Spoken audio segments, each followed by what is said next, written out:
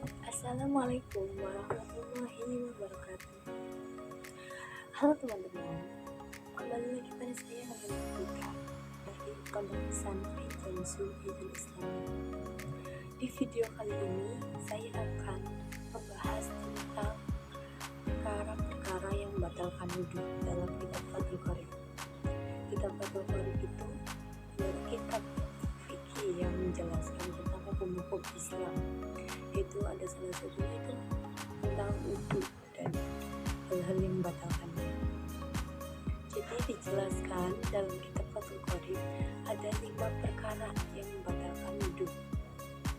Pertama itu makhoroja min ahadis sabilaini ayil qubuli awit tuhuri, yaitu sesuatu yang keluar dari qubul dan dubur.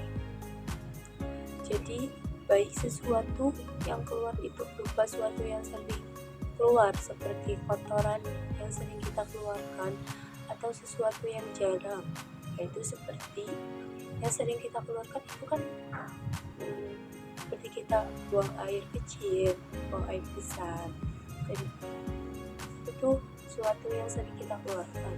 Nah, ada pun yang sesuatu yang jarang kita keluarkan, yaitu darah kotor, atau kalau perempuan itu haid, ataupun yang lain, baik sesuatu yang keluar itu berupa sesuatu yang najis atau berupa sesuatu yang suci, sehingga apa saja yang keluar dari jalan kubur dan dubur itu dapat membatalkan wudhu. Dan perkara yang membatalkan wudhu yang kedua itu ada an-naumu ala ghairi hayatil mutamakkin, yaitu tidur yang tidak menetapkan tempat duduknya, atau dalam bahasa kitanya itu adalah ghairu mutamakkin adadu, yaitu tidur yang bukan dalam keadaan menetapkan pada tempat duduknya, sehingga seperti orang tidur terlentang atau tidur berdiri, maka itu tidak dapat membatalkan wudhu. Tapi ketika tidurnya seseorang itu mutamakin atau duduk tidak menetapkan kepada tempat duduknya, maka tidurnya tidak dapat membatalkan terhadap wudhu. Dan apakah kalian tahu apa itu mutamakin? Mutamakin itu duduk mutamakin itu adalah biasanya sekiranya lubang kemaluan belakang itu tidak dapat menembus suara. Nah, ini yang dikatakan sebagai mutamakin, sebagai duduk mutamakin. Dan perkara yang membatalkan wudhu yang ketiga itu zawalul aqli, hilangnya akal.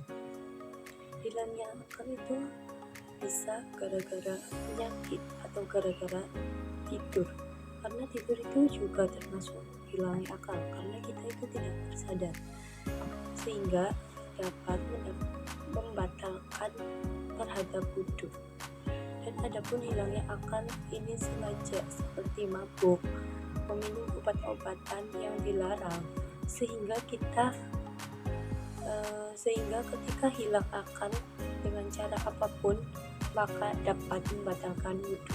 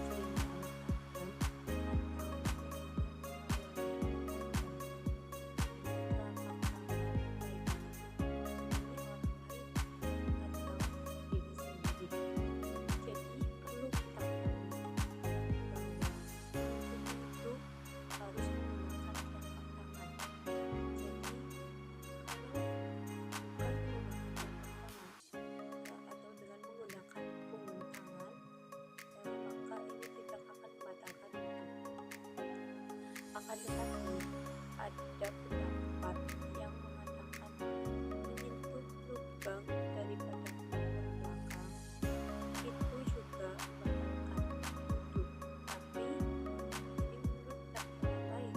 Adapun menurut pendapat yang lain mengatakan juga tidak akan membatalkan wudhu ketika menyentuh belakang. Jadi dapat disimpulkan dalam perkara-perkara ini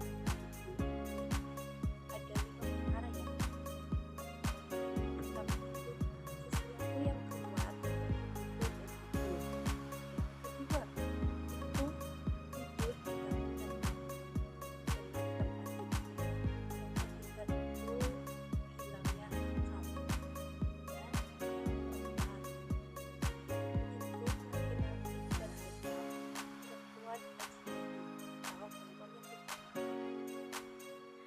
Yang kelima itu menyentuh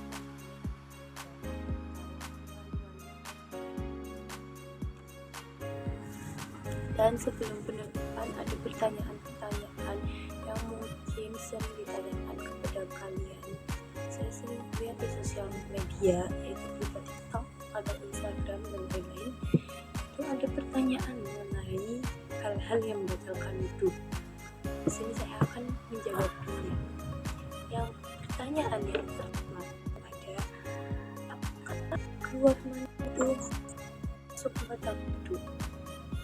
Ya, keluar mani itu termasuk membatalkan wudhu dan mewajibkan kalian untuk mandi junub. Hal ini dikarenakan keluarnya mani itu dianggap sebagai bentuk najis besar atau hadas besar yang memerlukan pembersihan tubuh secara menyeluruh. Pertanyaan yang kedua itu ada, apakah menyentuh kemaluan itu membatalkan wudhu? Ya, menurut beberapa pendapat itu menyentuh kemaluan itu dapat membatalkan wudhu, tapi ada beberapa orang lain yang berpendapat jika menyentuh kemaluan itu tidak membatalkan wudhu. Kenapa bisa begitu? Karena itu tergantung mazhab, karena mazhabnya berbeda-beda. Itu ada, apakah muntah dalam penuh mulut itu dapat membatalkan wudhu? Tidak. Menurut beberapa pendapat, muntah dalam penuh mulut itu tidak membatalkan wudhu. Namun perlu diperhatikan lagi bahwa ada mazhab lain yang berbeda pendapat. Pendapat itu ada, apakah darah yang keluar dari luka tubuh itu akan membatalkan wudhu? Tidak. Selagi darah itu tidak keluar dari lubang tubuh yaitu kubul dan dubur, maka itu tidak dapat membatalkan wudhu. Pertanyaan yang terakhir yaitu, apakah seseorang yang mengalami inkontinensia urin itu harus berwudhu setiap kali sholat? Ya, seseorang yang mengalami inkontinensia urin itu harus berwudhu setiap kali ingin sholat jika urinnya keluar sebelum waktu sholat.